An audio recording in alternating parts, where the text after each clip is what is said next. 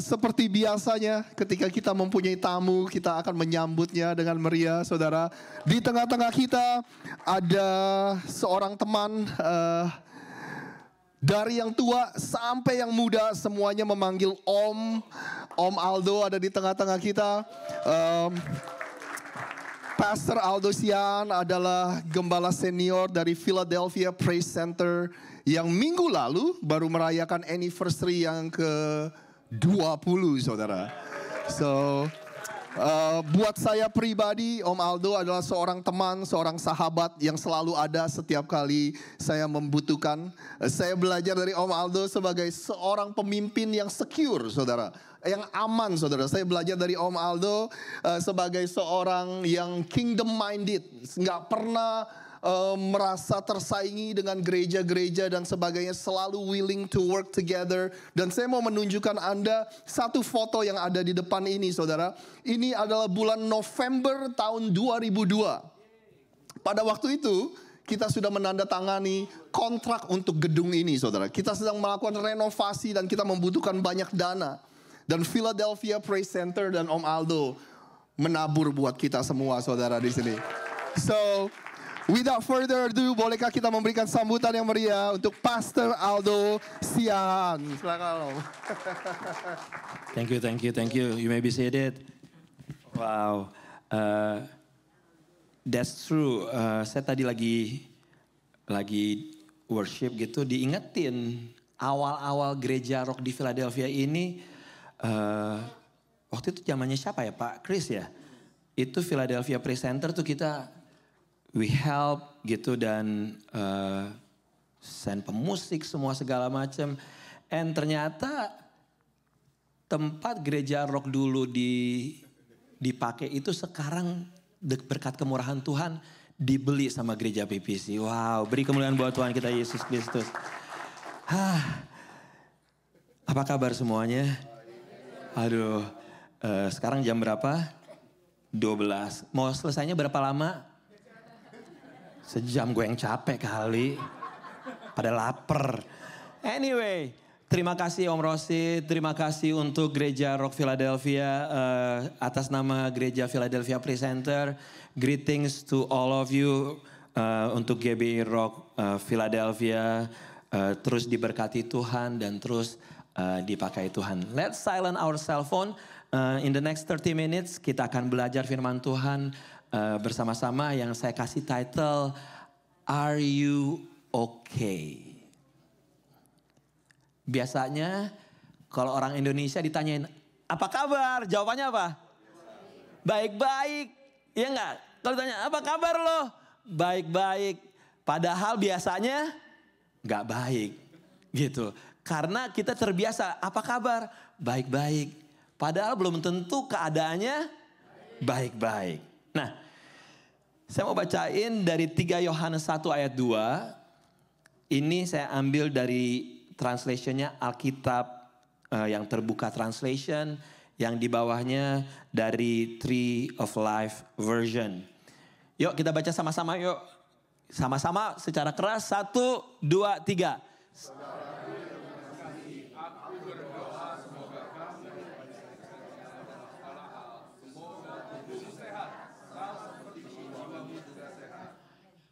Semoga tubuhmu sehat, jiwamu. Pertanyaannya lebih penting mana? Tubuh sehat apa jiwa sehat? Iya sehat. Yang mana? Siapa yang setuju tubuh sehat?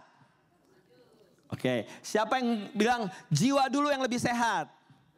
Yang gak ngerti pertanyaan gue berapa orang? Yang gak ngangkat tangan. Ternyata dari firman Tuhan ini dikatakan jiwa dulu yang perlu sehat. Kalau jiwanya sehat, tubuhnya akan lebih sehat. Loved one, I pray that all may go well with you. And that you may be in good health just as it is well with your soul. Nah, begitu kita nanya, jiwa itu apa sih? Apa sih kalau kita ngomong jiwa? Apa itu jiwa? Oke. Jiwa terdiri dari pikiran. Jadi kalau udah ngomongin pikiran tuh jiwa tuh. Udah ngomongin keinginan, emosi itu jiwa. Alright. Jiwa tempat perasaan, keinginan, dan kasih sayang. Jiwa juga adalah karakter atau hakikat seseorang. Jadi kalau kita baca di dalam Kejadian 2, waktu Tuhan membentuk manusia dari debu tanah, nah itu apa? Debu tanah, tubuh, ya. Good student nih, pinter nih, gue seneng nih. Dan Tuhan ngapain? Menghembuskan nafas kehidupan. Itu apa? Roh. Oke? Sekali lagi kita ulang. Tuhan membentuk manusia dari debu tanah. Itu tadi apa? Tubuh. Dan menghembuskan nafas hidup itu adalah apa? Roh. Ke dalam hidupnya. Demikianlah manusia itu menjadi makhluk yang hidup. Itu adalah apa? Jiwa. Alright? So far so good? Jadi dalam kehidupan manusia ada apa? Ada tubuh, jiwa, dan roh. Yang kita mau fokus ada hari ini adalah apa? Jiwa. Berhubungan dengan Tuhan itu pakai tubuh apa jiwa apa roh? Roh. Oke? Nah. Dulu waktu di Jakarta, kebetulan saya lahir besar di Jakarta. Kayaknya zaman dulu sampai sekarang masih. Kalau bercanda-bercanda akhirnya bilang, sakit jiwa lo gitu. Ya, pernah dengar gak? Sampai sekarang kalau ada yang ngaco-ngaco dikit jawabannya bang, sakit jiwa nih anak nih gitu. Ternyata ngomongin sakit jiwa atau mental health itu bukan terjadi sekarang-sekarang ini, bos. Udah dari perjanjian lama sekalipun di dalam Alkitab udah banyak orang yang punya mental health problem. Yunus punya masalah mental health. Saul punya masalah mental health. Abraham punya masalah mental health. Jonah, Yunus punya mental health. Tapi siapa di Alkitab yang paling banyak punya masalah mental health? Tebak siapa? Tokoh Alkitab. Kain, bukan. Siapa? Elia, bukan. Siapa? Daud. Daud yang punya problem with mental health. Kalau Anda baca di dalam Mazmur, itu banyak kata-katanya yang mengatakan gini, jangan ambil nyawaku Tuhan, gitu. Oh, hancur hatiku, aku mengalami ketakutan. Itu semua kata-kata orang yang sedang apa? Sakit jiwa. Gitu. Nah, jadi isu mental health tuh ternyata udah berlangsung lama banget. Pernah ngeliat gak lagi di apa namanya kayak di TikTok gitu atau gue sih gak buka TikTok. Apa sih namanya kayak di YouTube Reel gitu. Yang misalnya generasi 70-an kepentok pintu. Biasa aja gitu. Generasi 80-an kepentok pintu. Gini. Generasi 90-an kepentok pintu. Aduh. Generasi 2000 kepentok pintu. Generasi 2020 baru gini. Kayak heboh banget. Padahal cuma kepentok pintu aja. Karena each generation berbeda-beda. Dan kita gak bisa bilang, ini hati-hati nih orang tua nih yang punya anak-anak kecil. Jangan pernah bilang, waktu papa dulu ya kayak begitu gak bisa. Karena generasi itu udah berbeda. The way they face it berbeda. Ada yang bilang juga adalah kalau generasi sekarang ini apa namanya disebut apa? Strawberry generation. Banyaklah istilah-istilahnya lah. Gitu. Strawberry. Kenapa dibilang strawberry generation? Karena gampang kali ya. Gampang apa sih? Lembek betul. Nah,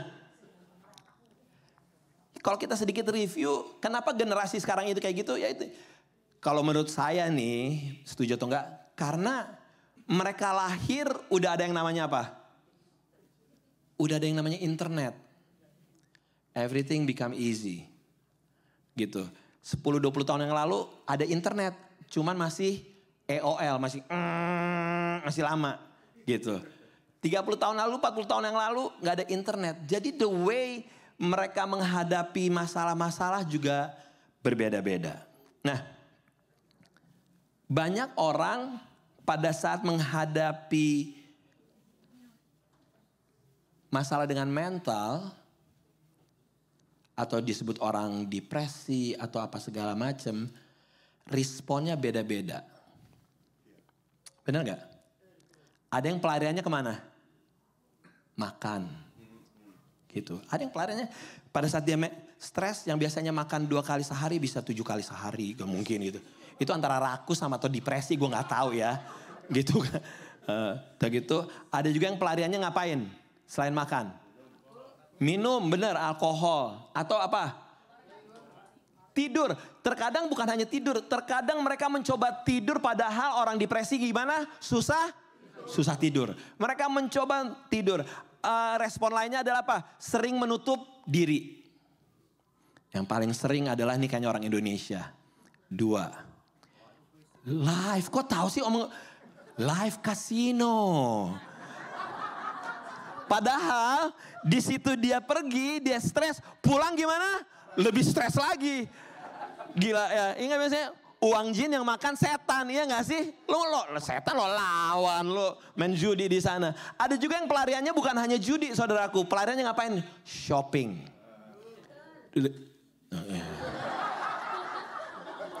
Nah tuh harus bertobat tuh. Daripada shopping, support Rock Church, yes. Benar gak? Nah, balik lagi Kak ke ayat Alkitab yang tadi, ke 3 Yohanes itu.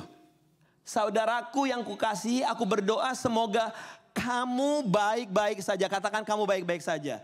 Ternyata di dalam bahasa aslinya dikatakan artinya kamu baik-baik saja. Artinya apa? Mempunyai perjalanan baik. Dipimpin pada jalan yang baik. Setuju gak bahwa hidup kita ini adalah perjalanan?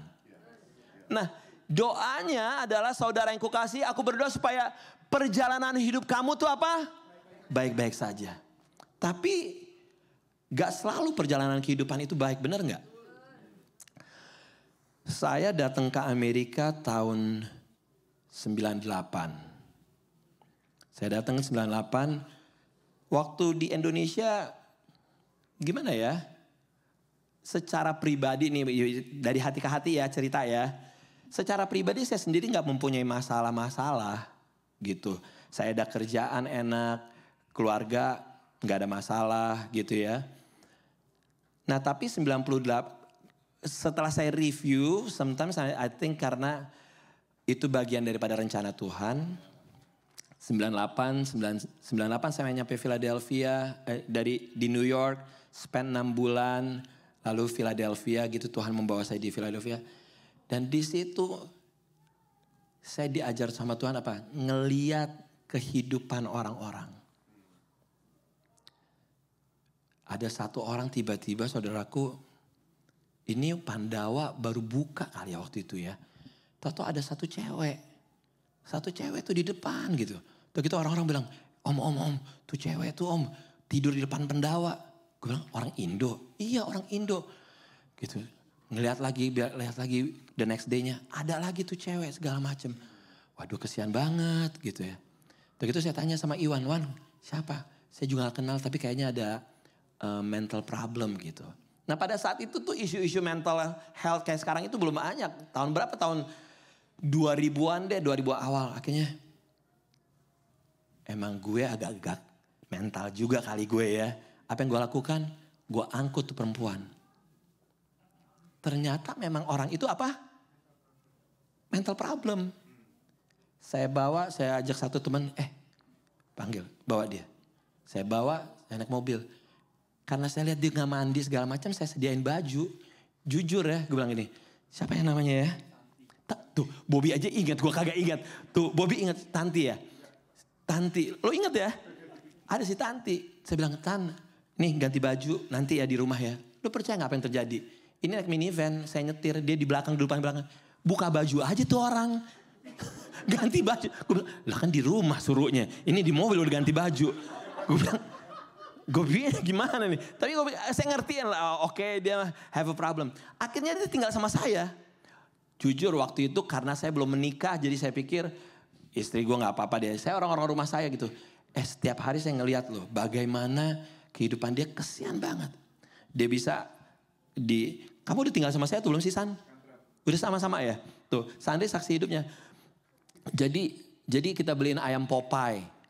Dia bisa gini. Halo ayam, aku makan dulu kamu ya. Nah lo, Kenapa lo ngomong sama Popeye? Biasa aja kali gitu. Dia bisa makan sehari berapa kali? Tebak. Bisa 8-9 kali. Beneran, dan badannya kurus. Gitu. Dan yang ngerinya adalah apa? Kita yang nyediain makanan habis sama dia. 9 kali Pak, bisa 7-9 kali makan setiap hari. Akhirnya to make the story short, akhirnya kita bersama teman-teman kita kirimin dia tiket pulang gitu. Karena dia butuh keluarga gitu. Nah saya juga ngelihat dari 99 saya ke Philadelphia sampai sekarang. Saya bilang gini, setiap kita kalau di dalam komunitas imigran, kita harus berasosiasi, kita harus tertanam di gereja lokal. Nggak bisa kita hidup seorang diri. Banyak orang stres, depresi karena apa? Loneliness. Dan banyak orang-orang yang bilang gini, gue gak mau bergaul dengan orang Indonesia. Ah najis, ya Allah, siapa lu? Gue gak mau lah deket-deket sama orang Indonesia. Ya udah, makan tuh, gak apa-apa. Tapi selama dia berasosiasi tertanam di satu gereja, I'm fine. Makanya penting banget saudaraku tertanam di satu gereja lokal, tertanam di dalam kelompok sel. Itu penting banget karena di situ ada support grupnya. Gitu. Dan saya ngelihat banyak orang-orang Indonesia di Philadelphia yang tidak tertanam, yang menclok-menclok gereja sana, gereja sini, gini-gini. Not healthy. Gitu. Karena penting banget gitu. Yang namanya support group itu. Hingga akhirnya supaya mengurangi yang namanya mental health. Karena pada saat ada loneliness, orang mengalami loneliness. Kenapa orang mengalami loneliness? Dia gak bisa mengeluarkan apa? Unek-uneknya. Ibunya nafsu banget ngomong unek-uneknya. Pasti dia gak pernah keluar tuh. Pasti banyak unek-uneknya tuh. Kayaknya perlu ditolong juga tuh ibu tuh. Bercanda bos, bercanda. Gitu. Yang dimauin adalah apa? Supaya perjalanan kehidupan kita apa? Baik-baik. Perjalanan kehidupan kita baik-baik. Nah ternyata kenapa banyak orang mengalami mental health? Semuanya dimulai dari apa? Pikiran. Dimulai dari pikiran. Dan biasanya yang banyak terjadi adalah pikiran apa yang dimulai dari apa? Pikiran kekhawatiran. Kekhawatiran banyak menguasai banyak orang hingga akhirnya apa? Karena anak muda juga bisa kena mental health. Banyak sekarang anak-anak muda kena mental health karena apa? Dia khawatir nggak punya teman, merasa ditinggalin. Kalau udah khawatir gimana? Sukacita hilang. Kalau sukacita hilang kita gampang marah, gampang sedih. Gitu ya. Kalau dalam keluarga, kalau udah mulai khawatir yang muncul adalah apa? Kecurigaan. Hati-hati suami istri. Ini semua yang ngerjain siapa? Iblis. The battle is in your mind. Begitu mulai muncul suami atau istri. Jangan-jangan itu khawatir. Hal lain yang berhubungan dengan kekhawatiran adalah apa? Bisa jadi efek karena masa lalu. Keputusan yang salah, kita nyesel. Keputusan yang salah. Kita menyesal dengan kegagalan kita. Kita gak bisa move on. Gagal usaha, kita dibohongin orang, segala macam. Minggu lalu ada satu bapak-bapak tiba-tiba telepon saya. Lu tahu gak sih ini? Iya tahu, kenapa? Dia tuh nipu gue.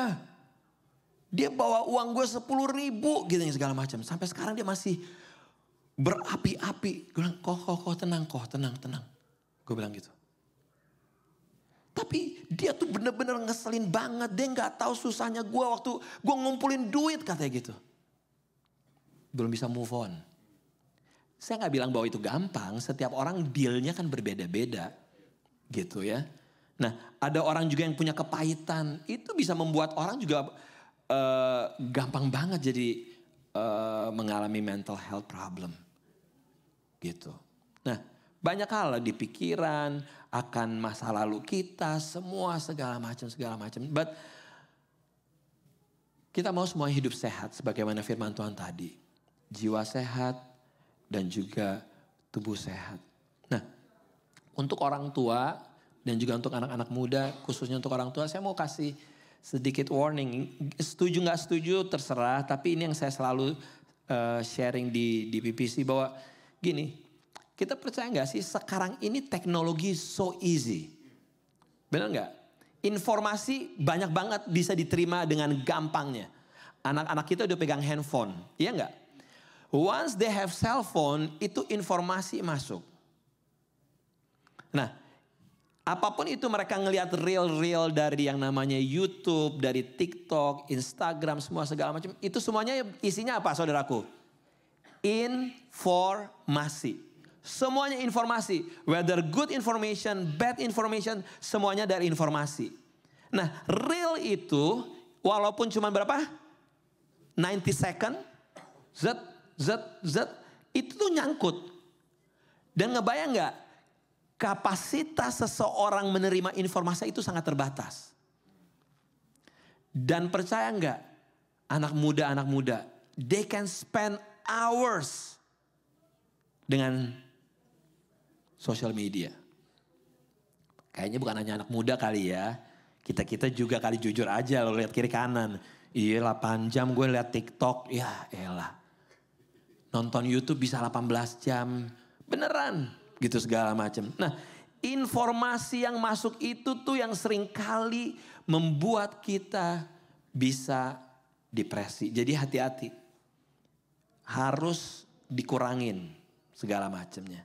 Nah, kita kan mau perjalanan kehidupan kita baik-baik, iya nggak?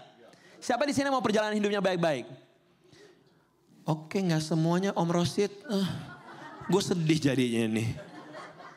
Berapa di antara Anda yang pengen perjalanan hidupnya baik-baik? Yes. Nah, tandanya ada jalan keluar nggak? Ada jalan keluar. Jalan keluarnya adalah kita harus ngapain? Back to the Creator. Harus balik ke Tuhan Yesus. Gitu. Semuanya harus baliknya to the Creator. Nah, yang ada saya mau sharing beberapa hal yang saya baca dari buku The Sacred Rhythm by Ruth Haley Burton. Ini saya mau bacain beberapa hal ya. Untuk kita bisa mengurangi rasa stres, depresi atau mental health problem, kita perlu yang namanya take serious about Sabat. About Sabat. Kalau bahasa Inggrisnya tuh enak. Ada yang namanya sleep, ada yang namanya rest. Orang sleep belum tentu dia apa? Rest. Tapi orang rest itu udah pasti lebih daripada yang namanya apa? Sleep. Sleep bahasa Indonesianya apa? Tidur. Rest area tempat istirahat. Pinter nih bahasa Inggrisnya. Gue cuma mau ngetes doang. Ya. Ya. Tandanya yang harus kita cari adalah apa? Enough rest. Enough rest. Cukup beristirahatnya. How? Mari kita bahas sama-sama. Untuk kita mengalami pemulihan di dalam mental health, hal yang pertama harus kita lakukan adalah apa? Kita harus jujur sama siapa? Ibu kok nafsu banget sih Bu? Saya senang sama ibu ini, saya pengen bawa dia kemana-mana nih. Seru banget. Jadi catat nomor teleponnya Bob ya, nanti gue mau telepon. Kita harus jujur sama diri sendiri. Jujurnya apa? Jujurnya sebenarnya saya struggle-nya di mana? Sebenarnya apa sih yang membuat saya mengalami depresi ini? Apa sih yang menjadi beban pikiran saya? Itu kita harus jujur loh. Saya bukan mau promosi nih ya. Saya setiap Rebo itu saya bantuin volunteer. volunteer di Chinatown Free Clinic. Saya bantuin orang translate gitu segala macam. Ada orang-orang yang ketemu dokter gak jujur. Dia denial, dia gak menceritakan sepenuhnya apa yang dia alamin. Kira-kira kalau Anda tidak jujur penuh, dokter bisa nolong gak? Gak bisa. Karena apa? Anda tidak bercerita secara full apa yang Anda alamin. Nah saya sendiri, saya jujur sama diri saya sendiri. Saya punya kekurangan adalah ini jujur nih ya. Saya gila sama yang namanya news. Saya dulu nih bangun, walaupun handphone saya di bawah, saya bangun tidur, saya ambil handphone saya, maaf ya, saya masuk kamar mandi, duduk, plet, langsung news. Ini jujur nih, ini pengakuan dosa nih. Ini pengakuan dosa. Saya nggak baca firman semua segala macam, yang gue cari pertama apa? News. Aku baca news, Newsnya yang saya baca apa? News Amerika, news Indonesia, news dunia, news Philadelphia. Semua gue bacain dulu. Gue baca, saya bacain. Nah, some news membuat saya gimana? Membuat saya tuh nggak rest. Apalagi waktu ada election, semua segala macam, saya tuh nggak bisa istirahat. News, I'm addicted with news, gitu. Hingga akhirnya saya sadar, itu kekurangan saya. Akhirnya saya putuskan gini, gue harus ambil rest, sabat. Dari apa? News. I stop udah hampir 6 bulan lebih. Dari Oktober apa September. Saya stop cek news. Local news Philadelphia. Karena saya mikir gini, saya sebagai salah seorang pemimpin, saya harus tahu apa update. Update Philadelphia, update dunia. Pas akhirnya gue pikir-pikir, peduli sama update gue daripada gue gila sendiri. Gue stop. Saya apa? Saya nggak cek news. Dulu saya cek even sport news saya cek. Sekarang sport news cut. Gue semuanya, saya benar-benar nggak cek news at all. Karena saya tahu kekurangan saya. Akhirnya saya tahu news dari mana? Kalau orang cerita aja. Kayak kemarin tuh orang cerita. Om, lo tau gak om kejadian ini? Hah? Cerita dong cerita. Orang cerita. Oh gitu ya? Oh gitu ya? Dan saya gak mau kasih pendapat apapun tentang what's going on in the world. Karena apa? Gue udah gak tahu. Dan gue gak mau tahu. Kesannya selfish ya. Karena apa? Saya lebih mementingin apa? My mental health.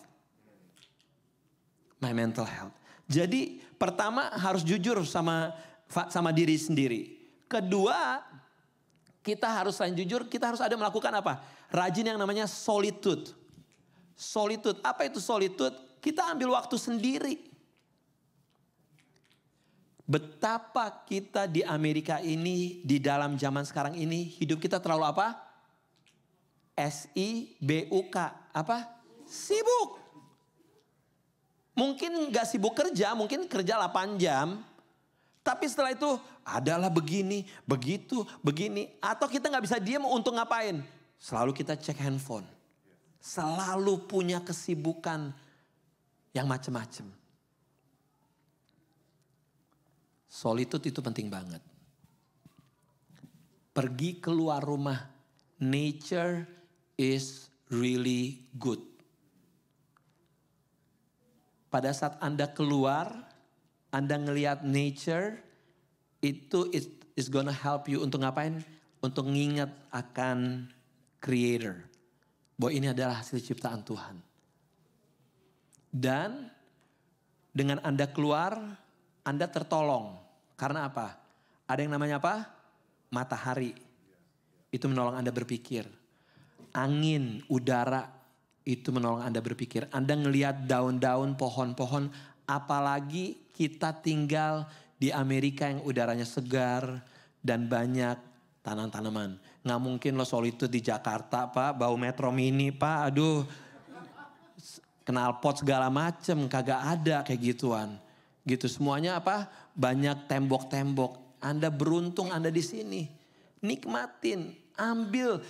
Di dalam bukunya dibilang sacred rhythm, ini harus menjadi ritme kita. Harus menjadi kebiasaan. Saya dengan stop news itu menjadi kebiasaan saya. Demikian juga dengan solitude, itu harus menjadi kebiasaan Anda. Apapun itu caranya terserah masing-masing. Tapi Anda harus make a commitment untuk apa? Perjalanan hidup kita baik-baik saja. Walaupun Anda punya masalah banyak nih.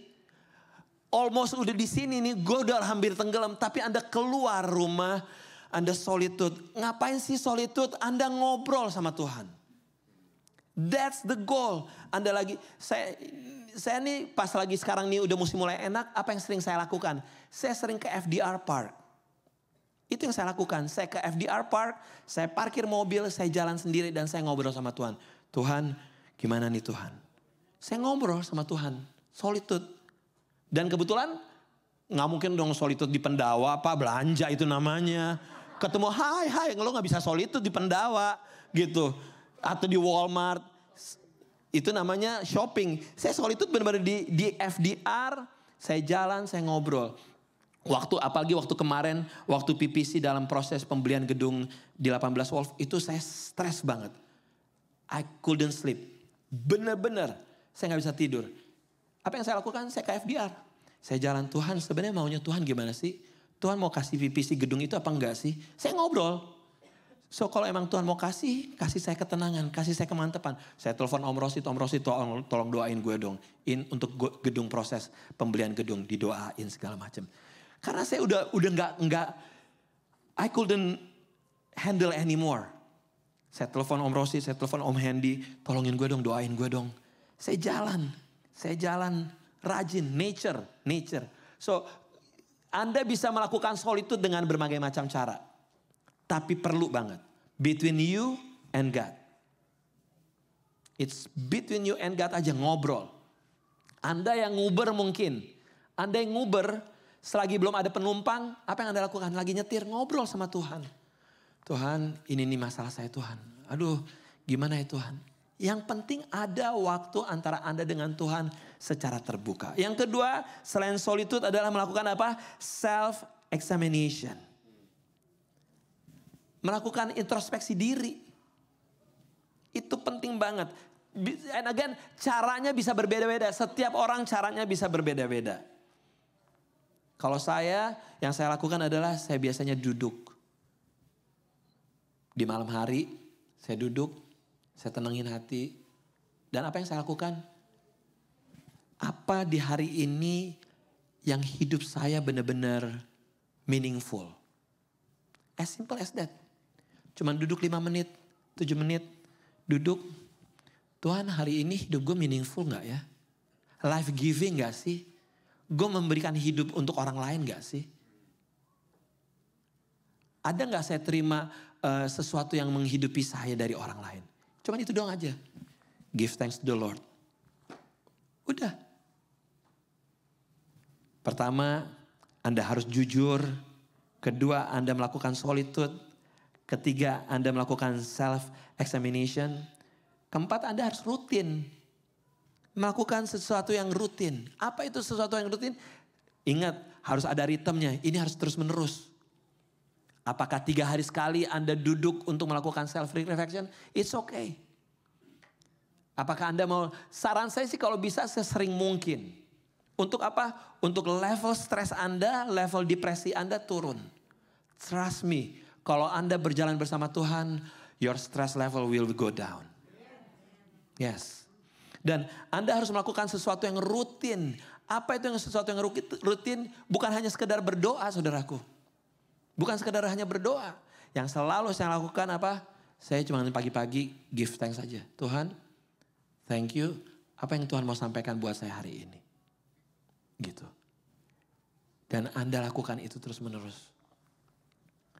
Anda lakukan rutin, self-exam, solitude. Dan yang pertama yang harus Anda lakukan adalah apa? Anda jujur. Pada saat jiwa kita sehat, tubuh kita sehat, Anda adalah orang yang paling kaya di dunia ini. When you talk about money, jangan cuma lihat duitnya gini. Anda punya kesehatan, itu Anda menjadi orang yang paling kaya. Ada teman sekarang ini di rumah sakit. Dari bulan Desember dia di rumah sakit sampai sekarang. Gue udah gak tahu. Mungkin tagihannya udah 2 juta kali itu. Kita sehat, kita gak sakit. Kita adalah orang yang kaya.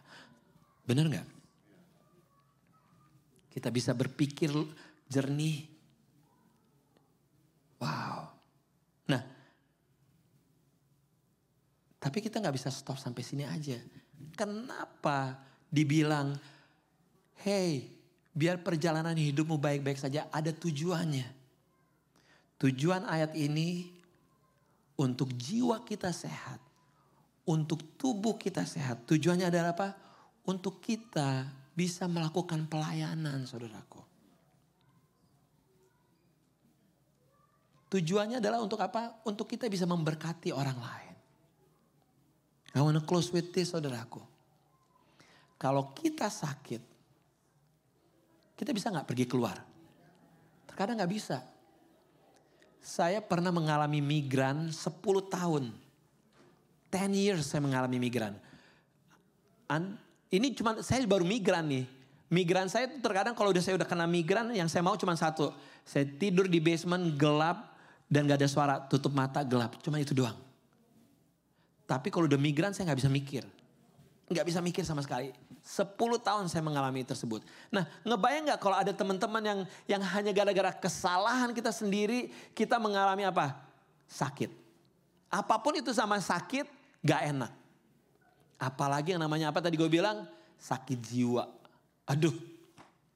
Tapi kalau hari ini Tuhan mau berbicara kepada kita untuk kita menjaga kehidupan kita dengan baik, menjaga jiwa kita dan tubuh kita secara serius, kita harus serius menanganinya.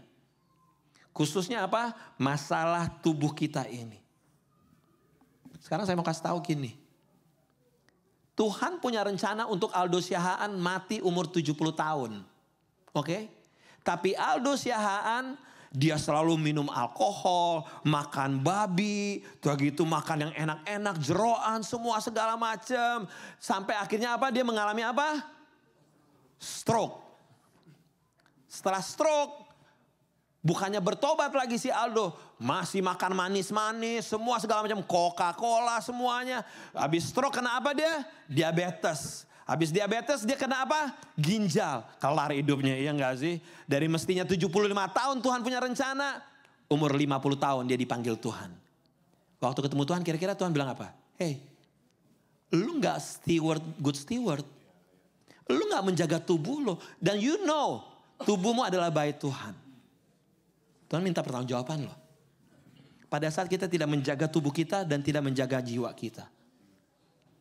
So hari ini, ayo kita bersama-sama untuk menjaga tubuh kita, menjaga jiwa kita.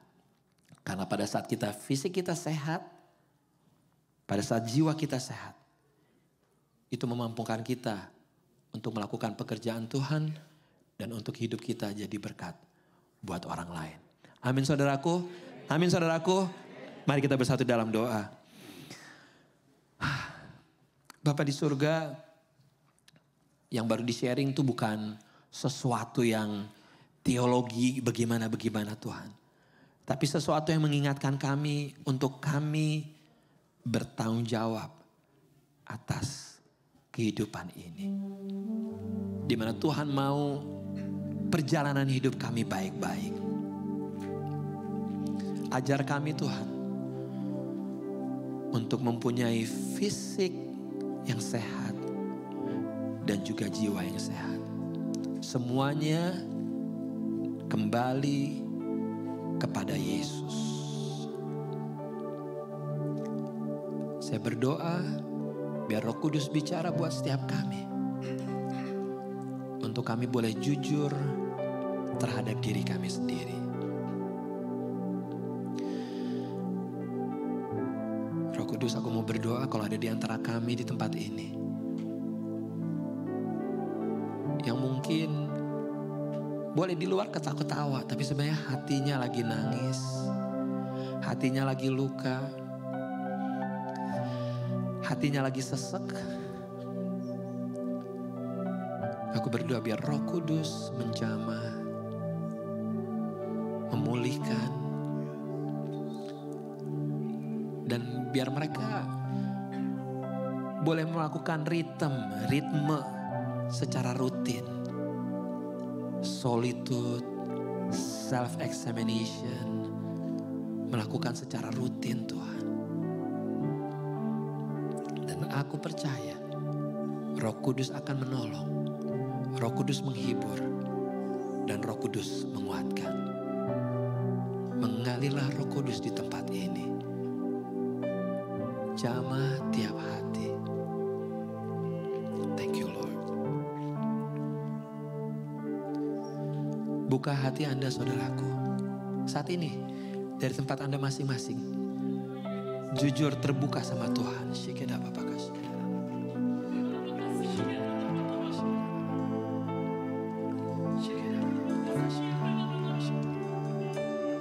Haleluya. Buka hati Anda. Haleluya. Jesus. Haleluya. Thank you Lord.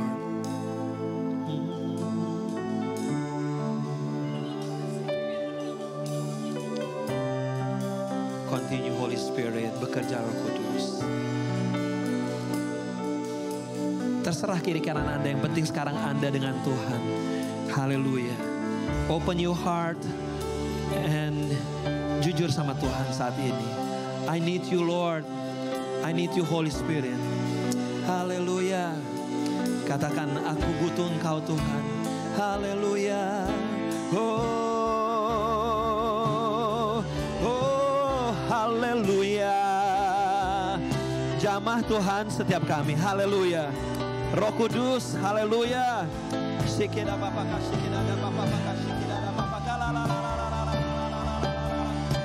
Oh, haleluya. Jesus. Mengalir Roh Kudus. Depan, belakang, kiri, kanan Tuhan. Bekerja Roh Kudus. Haleluya. Oh, haleluya. Haleluya.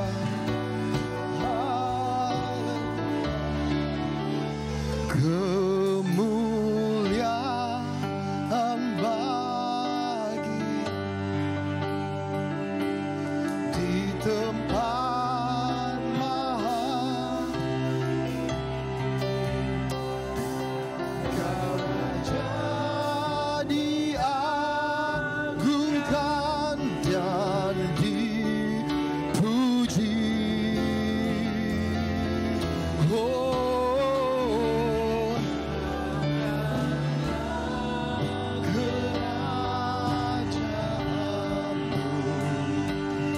Jadilah kehendak-Mu,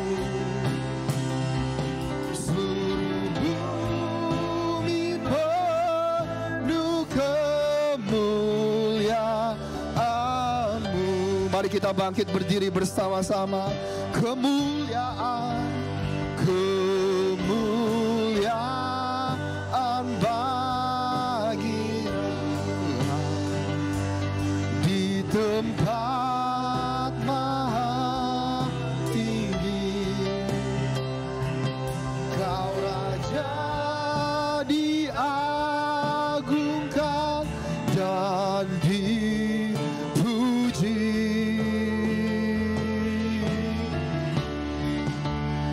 Datanglah kerajaan-Mu, jadilah kehendak-Mu, seluruh penuh kemuliaan-Mu. Bapa, kami sungguh bersyukur akan firman-Mu Tuhan. Kami berdoa Engkau pulihkan kami, baik secara roh, tubuh, dan jiwa kami ya Tuhan. Bantu kami untuk melihat bahwa ada pemakaian Tuhan yang luar biasa dalam kehidupan setiap kami. Bantu kami melihat bahwa Tuhan ada di pihak kami. Tuhan ingin kami selalu sehat-sehat dalam tubuh, jiwa, dan roh kami, Tuhan. Bantu kami, Tuhan. Berikan kami kekuatan untuk mempunyai hikmat bagaimana kami bisa menjalani kehidupan kami sesuai dengan kehendak Tuhan. Terima kasih Tuhan, terima kasih Tuhan. Berikan kami hikmat untuk bagaimana kami bisa menavigate, bagaimana kami bisa menggunakan hal-hal yang ada di sekeliling kami, termasuk teknologi-teknologi yang ada di tangan kami. Berikan kami hikmat untuk bagaimana kami bisa mengkonsumsi berita-berita yang ada, Tuhan. Biar segala sesuatu yang baik, yang sempurna, yang benar, yang mulia, yang berasal daripada Tuhan, itulah yang kami dengar, itulah yang kami cerna. Terima kasih Tuhan, terima kasih atas firman. Terima kasih atas Pastor Aldo juga yang membawakan firman-Mu pada pagi hari ini, Tuhan. Kami sungguh bersyukur biar firman yang diberitakan pada hari ini tidak akan kembali dengan sia-sia. Berikan kami hikmat juga untuk tahu apa yang kami harus lakukan dengan semua yang kami pelajari hari ini. Kami berdoa dan kami mengucap syukur hanya di dalam nama Tuhan Yesus. Haleluya. Yang percaya sama-sama katakan amin. Mari kita angkat tangan kita. Saudara-saudaraku yang dikasihi oleh Tuhan, pulanglah dengan berkat yang terbaik dari Bapa kita di surga. Cinta kasih daripada anak yang tunggal Yesus Kristus serta persekutuan yang manis dengan Roh Kudus menyertai kita semua mulai dari hari ini sampai selama-lamanya.